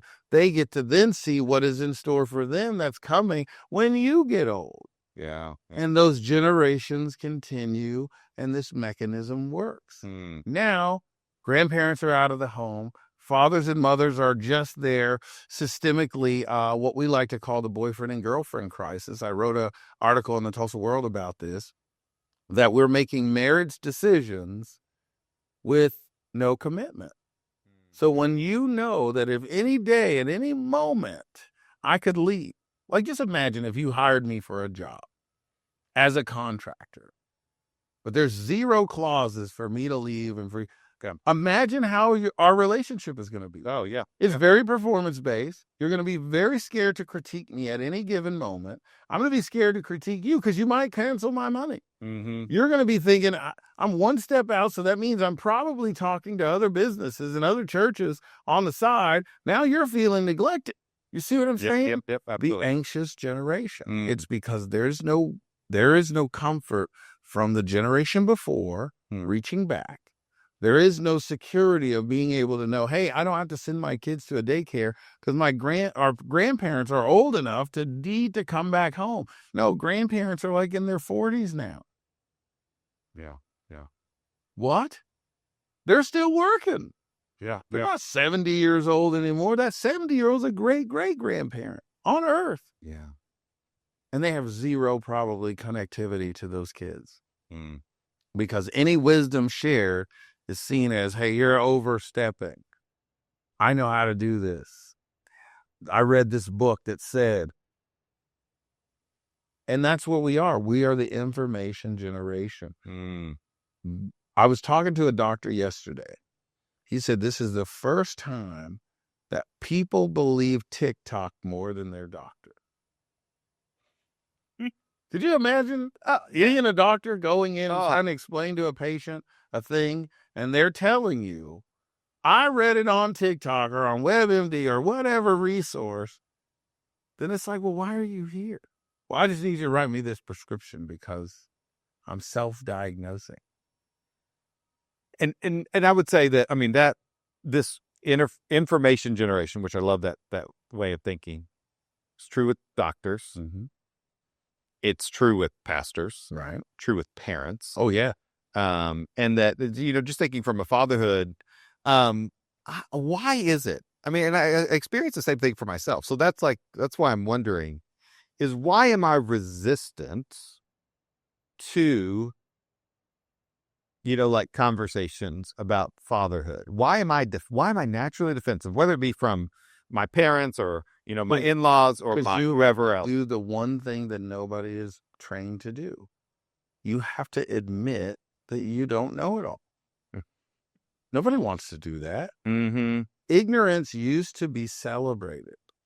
This is why minimum wage was a thing. It was because you have ignorant children that are coming into the workforce that are going to be learning lessons on your stuff, on your dime. I'm going to pay them the absolute minimum as possible while they're messing up my stuff because I'm giving them training, education, and an opportunity to move forward. I love it in Transformers when the guy came out of college and he was sitting down and John Malkovich said, oh, you're talking about the job you get after this job. That's not this. This is a different job. This is mailroom. This is what you're doing here, right? Because that's what creates that. And so as a father, if you admit, I don't know what I'm doing. Now, what does that mean? That means you have asked for unwarranted advice from people that have no idea what your dynamic is. Because I guarantee you, in most families, I cannot go in their house and say, okay, these are the values that you deem important. Mm-hmm. This is how you plan it. So if it's not written down and made plain, yeah, I can tell you anything now. Yeah. A pair of lips can tell you anything. And so that's where it's scary, is because it's like pearls before swine. Do I trust your information? Do you know what you're talking about? Or are you just projecting on me? Are you, do you? Yeah. This is why we do park crawls. You don't have to tell me. I can see you with your kids. Yeah. You can see me with my kids. And then you get to see, I can see what's going on. All that stuff he was telling me. Okay, I see. Yeah. It makes sense. Yeah. But now we shrine everything in secrecy. We do everything in the house. Kids don't play outside anymore. They play in the house. Yeah. So all that conflict, all that issues, all those problems, they're hidden. Pastors used to live in the church. Now they live way away.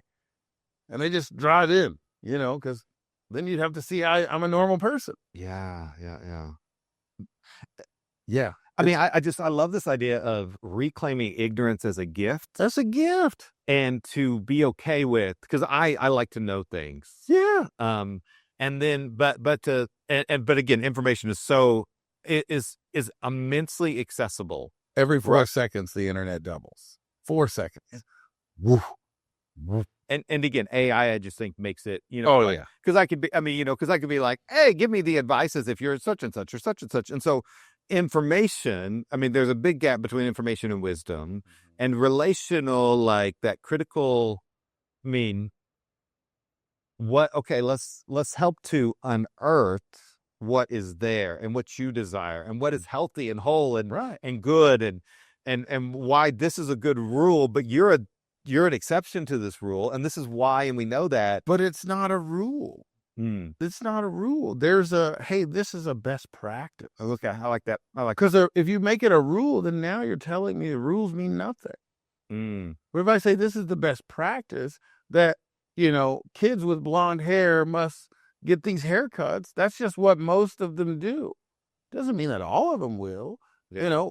People that live in Oklahoma, most of them are OU or OSU fans. Doesn't mean that all of them are. Yeah. And again, you have to be very careful. Dr. Stephen Covey said that be very careful with your promises, because once you start to break promises, you then become a liar in your child's mind. They cannot trust you. They then cannot trust anyone. Yeah. The same with these rules.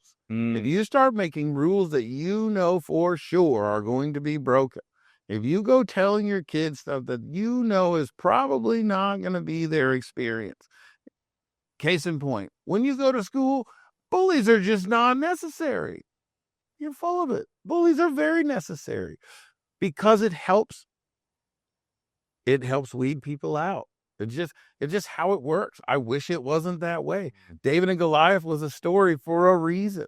Doesn't mean that the bully wins all the time. It doesn't mean that David wins all the time. But they're necessary, because if that interaction did not happen, what would we be talking about? Right? Yeah. What would we be talking about? If Judas was not necessary, then why did Jesus say to him, my friend, go do what I need you to do? Hey, Peter, guy that says that he's dedicated to me and going to give me his life, they want to sift you like wheat. Move. Get out of my way. He said friend to the guy that he knew was going to screw him over. Why? Because out of every 12, there's one. Do you see what I'm saying? Yeah. But that prepares you for what is to come. So when your kid gives this presentation that says, hey, I did all the things, and you say, I've still not given you one. Now we get to learn how to handle disappointment, how to understand that a fair is a place you take your pig to win an award. Life is not fair. It sucks that you think that you deserve it, but it's not. Your brother had very different circumstances, and that's why we ruled in this way. Boo. See us again in 6 months, or see us again next year. And then being clear of what that way now I have something, and now you build resilience for your son to help him deal with rejection, the emotional regulation that we talked about. And I think so many of our parents, we want to, as a dad, the last thing I want to see is my kid struggle, right? Yeah. And then I remember distinctly my wife's grandma, and she passed away in October. But one of the last things she said was, our oldest kid, Micah, he's always been good at things. He's always been at the top of whatever, and he was struggling a little bit in cross country.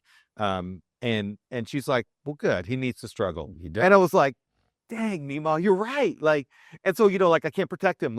No, it's okay. It's okay that he was last. Yeah. That's something. Because he doesn't know, he doesn't have a lot of reps of being last. I'm a Thunder fan. I don't know if you're a Thunder fan, but it's like, they've been winning every game by 20 points all season. They need some reps of these games when it's like down by 8. I hate it. Let them ring first, and then they get some more of these reps. We had plenty of seasons where we lost. Yeah. But the thing is that strong men make good times. Good times make weak men. Weak men make hard times. Hard times make strong men. That's what it is. As a father, your job is to bake in hard times. Now, what that doesn't mean is you bake in abuse, you bake in cheating on your wife, you bake in... No. What you're doing is you're baking in, you have chores. Okay? You have expectations. If these things don't happen, there are consequences to that. You're not going to get just because he got. That's not how this works. These are individual opportunities, except for the things that are on this list. We love you no matter what. Yep. We're going to show integrity no matter what. We're going to support you no matter, you know what I mean? Mm-hmm. But what does support mean? Yeah. Does that mean I'm going to give you money? Does that mean I'm going to show up at every event? Does that mean, because what happens when they both have an event? One of you are lying in both situations. Yeah. Those are those opportunities to build on. Hey, what is the practicality of, now that you guys have understanding, let's go deeper of what these things mean. These are opportunities for you to be able to bake in those hard times. Yeah. I'm going to take you fishing. I'm going to show you. We're going to do all the things. But if you don't know the real reason that people go fishing, it's going to make it really not that good. Do you know the real reason that people go fishing? I don't. The real reason that men have been teaching each other to fish for hundreds of years is because if anything ever happens, they have a way to feed themselves and their families. Yeah. I never put that together. Yeah, I never thought. I always thought about the rest, the relaxation, the BS. But no, I remember a guy that had a shoestring with a hook and a piece of bologna that was able to feed his family, because he had the patience to do it. That is what a father is. I don't need to tell everybody my struggles, my woes. I know how to get it. I know where to go find a creek or a pond. I might be getting 6 or 7 little perch, but we're going to not be starving to. We're going to feed our family. Yeah. Um, all right, let me ask. I got some practical questions for you. Sure. So, what's next for Birthright Living Legacy? What do you? I mean, you've had this dream of the center, so I'm kind of curious if that's kind of come. Is that still there? What's It's next? coming together. You should actually come down and check it out. We just expanded into a newer area, punched a hole in the wall, and so now we have a kids area where we have dads that can bring their kids to either play instruments or play Legos or do stuff. Okay. While we're having the meetings. We also have like a little cafe area. We're still curating it, but we do have a cafe area where, we can have dads come in, have meetings, have coffee and just hang out. And we're trying to bake that into where now dads have a safe place. Because there's a lot of places that you can go for moms. You have to pay and kids play and all that. So we're just trying to create a safe place for that for right now. The next steps are just really trying to bring someone on. Like I said, I have 2 guys that are very well qualified, very interested, and they see the vision, they understand it. Just getting funding to be able to support them coming on is the 2 big things. Okay. Space, and then that way, because right now I have to be in and out so much, I can't leave the place open, but I would like to be able to leave it to where when I leave, the dads can still come by. We got video games for the older dads that can, want to play Super Nintendo or something. Relax during the day, have a cup of coffee, go back to work. But then also a Wii for the kids to play and all that kind of stuff. Okay. So just having that space, having those people to be able to help do that. And then, I mean, you're going to continue with the park crawl. Park crawl. We got one on 31st. We also have one in July. Okay. That we're going to be doing at Big Splash or, whatever it's called now. Okay. Safari Joe. I don't know. I don't know. It's the Big Splash on 21st and AL, so we'll be there. Okay. You can just go on our website, go to events, and it'll show you everything that we have coming up. Okay. And so, those are the big things. And then, so we do those. Love Lottery is in June. We do every Father's Day weekend, and it's just a really good way to be able to celebrate dad. So those are all coming in the next month. Okay. And now if, because I'm, one of the things I'm thinking out loud, which is what I do, like just as a pastor, like, okay, could we do some sort of like courageous father, like short-term kind of thing where we just kind of experiment, like, hey, 4 or 6 weeks, dads, just come on down. Yeah. We do your curriculum. Maybe have somebody come and help us because I have my own experience as a dad, but like that would seem to me, because I think about, and I love the idea of thinking of like, because oftentimes when I think about like that father, I'm imagining in my head, the typical, I say typical, which is not typical, you've got like, you're at the stage of like 4 to 10 and you're like, oh my goodness, I'm a little bit overwhelmed of like what it means to be a dad. But it's fun to have these different dads. 0 to 5, 6 to 10. 11 to 15, 16 to 18, 18 up. Those are the stages. Yeah. About to get into that 16 to 18, which is terrifying. Yeah. But like, but again, it's like new world. What do I do now? I don't know. I'm ignorant. And that's so, again, what a posture of ignorance. Yeah. As a good thing is one of the things that I'll take away from our conversation today, especially as a dad, but in all things. I'm ignorant, and that's a gift. Instead of I'm ignorant, what a fool. Yeah. I'm dumb, I'm stupid. And then to think I don't need information is helpful, right? And I think information leads to contemplation. Contemplation, I read this in a book, leads to action, right? But it takes a while of contemplating that 10 times, right? Contemplation leads to action. But action, you need this feedback loop, right? Which is part of what being a dad is like, hey, how'd that work out for you? We told you to study and you didn't study and this is what happened, that feedback loop. So what are we going to do different? And they can trust that you're going to hold them accountable. Yeah. And you know what? I can't do anything about your C. You have to, you live with the fact that you got a C or whatever it was. Okay. So anyways, I think that would be a neat thing. Your courageous fatherhood. I mean, those conversations, I might try to come into one of those. This gotta be a part. And to be honest, yes, we would gladly come down and be a part of it. Yeah. Cause if you wanted to host one here or somewhere else, we would be all about it. Okay. Cause I just think that, one of the things I just believe in the principle of incarnation, which is what you guys are doing, or putting yourself where people are, right? Mm-hmm. There's always a time where, hey, come to us, but I love you all being out in the community, out where people are, out in those things to make those touch points. Anything else kind of about kind of like for the Birthright Living Legacy that you're just excited about, kind of on the horizon, or things you're thinking about? Yeah, so we're excited about bringing back our Father and Me Legacy, which is where we have a program that's designed for fathers and the kids together. Okay. And so with the Father and Me Legacy, we have a Christian version and then an agnostic version. And so it's just a fun way to be able to learn lessons, do things, but the kids get to build crafts, and it helps with the communication.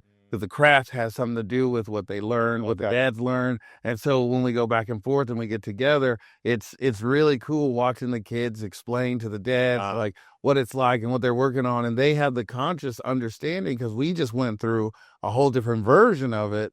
And so, but it just requires a lot of people in order for that to work, because you have to have childcare, meaning people that are approved to be able to be around kids, but then also understand teaching children. My wife and I, we run this organization just ourselves. Okay. And, one night we did it.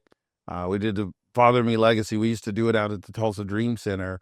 And we had 3 dads one time that came, and they all had at least 5 children. Oh, wow. So I was fine. I had like 9 people total. My wife had 40 kids just in there. And she was by herself. Luckily, there was a couple of moms that stayed. They were just like, I'm just going to stay because I know my kids. Yeah. And so she at least had some kind of but it was like, we need to have the proper amount of staffing so that way we can make sure that the kids are learning what they're actually supposed to learn. And we're not behavioral modification. It's actually just getting what's in the lesson so they can actually do it. But yeah, we have a multitude of different ways that we can partner and connect and just, that's our heart, is just really for you guys to have a dad group here. We come, get the thing going, help you get started, go through the lessons, and then you just keep it going. We're one of the few places that I know of that doesn't give you a certificate. It's not 13 and done. Even though there's only 13 lessons, we keep it going because a community should be something that if it's baseball season, if it's wrestling season, you're going to have to tap out for a few. Yeah. You know what I mean? Like, you shouldn't come back like, okay, sorry, guys. No, you should be able to come back. Hey, what I miss? How's everything going? And I think that, one of the things, again, embarrassment is one of our reasons we don't do things, So, like, it's like, I worry about people who haven't been at church in a while. And, like, I genuinely want to say, hey, I missed you, because that's true. But I don't want them to feel like, oh, I can't walk in there because then I'll be embarrassed. Like, I don't want to deal with that level of thing. So, hey, we're open. We understand there's seasons of life. That's for us as a church. We believe there's seasons of life. We know that sometimes your best yes is this, and that's not us, and that's okay, because we're going to be here. We're not going to give up. All right. So I got some rapid fire questions. Rapid fire. Let's go. Off the top of your mind. All right. Let's start with Tulsa questions. Favorite place to eat in Tulsa? La Roma's Pizza. Okay. Where somebody comes from out of town, what's the first thing you do with them? Take them to Mother Road Market. Okay. I love Mother Road Market. So yeah. So good. What is something in Tulsa that most people don't see that you happen to see? What it is that is the draw. The draw to Tulsa is we don't have big bodies of water. We don't have Statue of Liberty. We don't have any of that. What we have is great people. Okay. People that's our number one capital. Okay. Yeah. I would agree. There's an energy, which isn't my favorite word. But like, there is just a sense of like, yes, and a camaraderie of Tulsa. We're a city town. Yeah. We're too big to be a town, too small to be a city. And so we're right in the middle. We still wave at each other, but we have enough to do to keep you entertained. Yeah. Better than Ada, huh? A lot more to do than Ada. A lot more than Ada. But when you're trying to talk to people from California, Miami, and places like that, they are not interested. Okay. But until they come and they're like, oh, these people are awesome. And I go, I know. Yeah. That's why I can't explain it. Yeah. Well, I was at a conference last week. People from all over the country, and most of them had never been to Tulsa. And it was just and they're like, okay. They're like, yes, okay, good, But again, and it mattered that they came to Tulsa, I think, in the scope of things. All right. What is your favorite word? Glorious. What's that? I just like the response that it gets. If it's not glorious, then it's amelioration. I don't even know what amelioration. Amelioration is dedicated growth in a positive direction. Okay, it's a good word too. But I like glorious too. Yeah. What is your favorite sound? Favorite sounds? Sound. Yep. Ooh, I'd have to say music for sure. Certain kind of music. No, just good music. Okay. I'm very eclectic.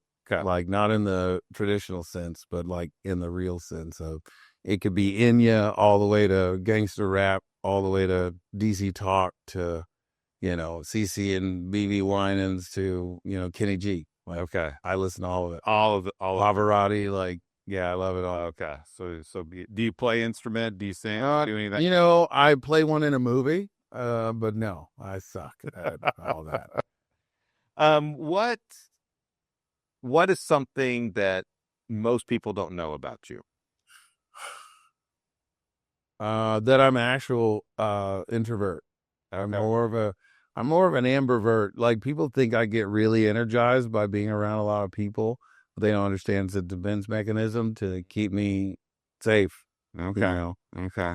And so people just think I'm this huge extrovert, but it doesn't give me all this energy like other people think it does. Okay. Yeah. And and probably when a lot of people interact with you, you're on, right? Oh, yeah. Gotta be on. So that's that would be there. What is a moment of being a dad? What is something your kids told you that changed the way you see the world?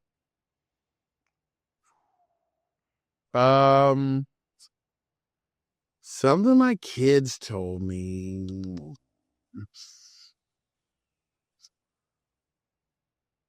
Or a lesson you learned? I would say, my 3-year-old said something to me the other day, and I just didn't think about it. But he said, "Dad, do you like me?"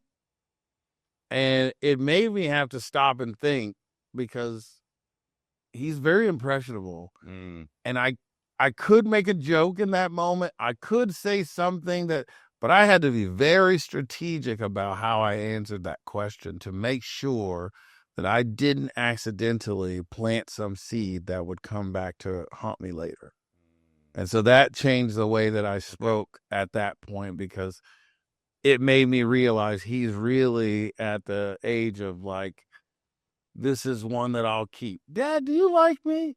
And he was waiting to be able to put that in a slot. Yeah. And so I was like, I do like you. However, it has nothing to do with me loving you or not. I love you. Your mom loves you and we care for you deeply. There's going to be times in life where it seems like I don't like you, but I'll always love you. Yeah. Yeah. Oh, that's good. Yeah. Yeah. It's very good.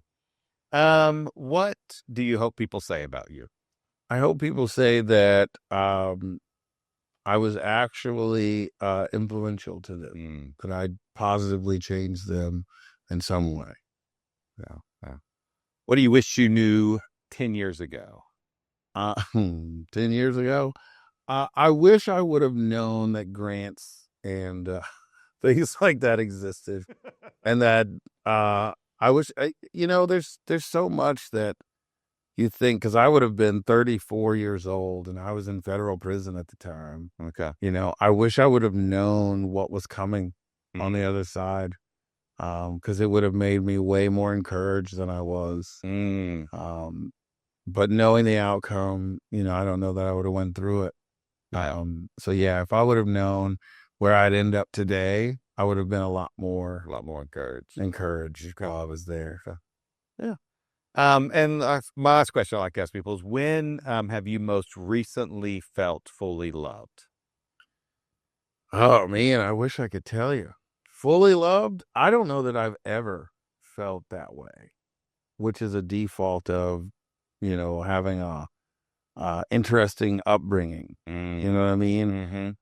Being fully loved, again, goes back to that trust. Okay. I trust my wife and I love her, but I'm not always trusting of when people say they love or when they care. It's hard for me. That's a default of street life. You know what I mean? Yeah.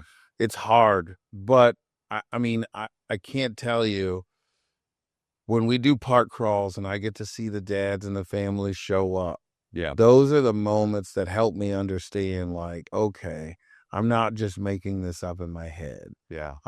But those are like external activities. They're not internal. So internally, it's still a wrestle every day. Wow. And I wish there was something I could do to make it change, but I have not reached that level. You know, it's not that I haven't encountered God. It's not that I have, it's just trust it. You know, your father relationship on earth is a direct response to how that relationship is going to be.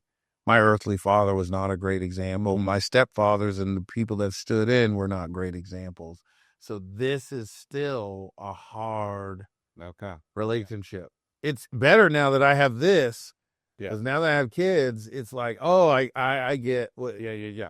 But it's still hard. It's still hard for me to trust it. So fully loved, I can't say that I've ever felt fully loved. Okay. But I definitely feel fully seen, and care about. My wife is my rock, man. Like she's definitely helped me overcome some serious hurdles.